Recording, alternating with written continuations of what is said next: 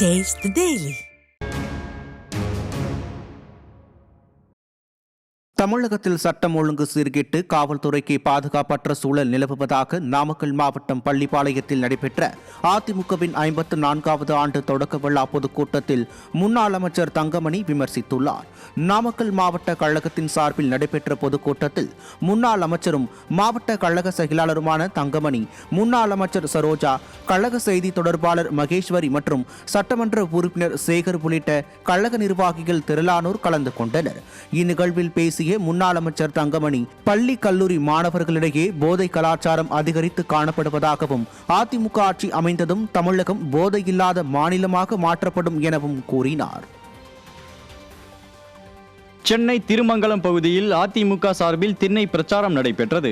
மாவட்ட அம்மா பேரவை செயலாளர் செந்தில்குமார் தலைமையில் நடைபெற்ற இந்நிகழ்வில் வடசென்னை வடக்கு மேற்கு மாவட்ட கழக செயலாளர் VS பாபு கலந்து கொண்டு பொதுமக்களிடம் அதிமுகவின் சாதனைகளை விளக்கும் பிரசுரத்தை வழங்கி பிரச்சாரத்தில் ஈடுபட்டார். இதனைத் தொடர்ந்து பொதுமக்களுக்கு அதிமுக சார்பில் அன்னதானம் வழங்கப்பட்டது. அப்போது கழக நிர்வாகிகள் பலரும் உடனிருந்தனர்.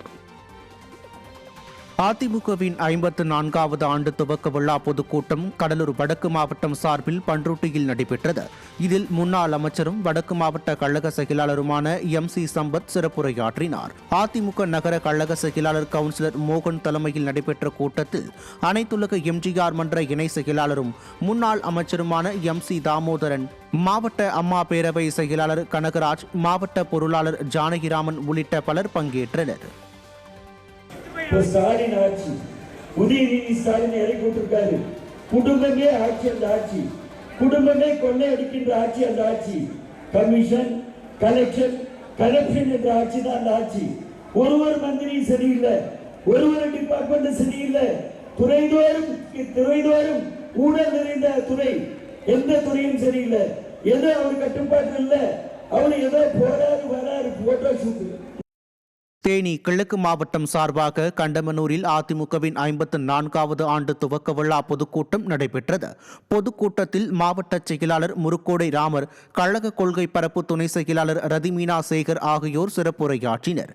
ஒன்றிய கழக செயலாளர் செந்தட்டி காளை தலைமை வகித்த இந்த பொதுக்கூட்டத்தில் கழக நிர்வாகிகள் மற்றும் தொண்டர்கள் பலர் பங்கேற்றனர்.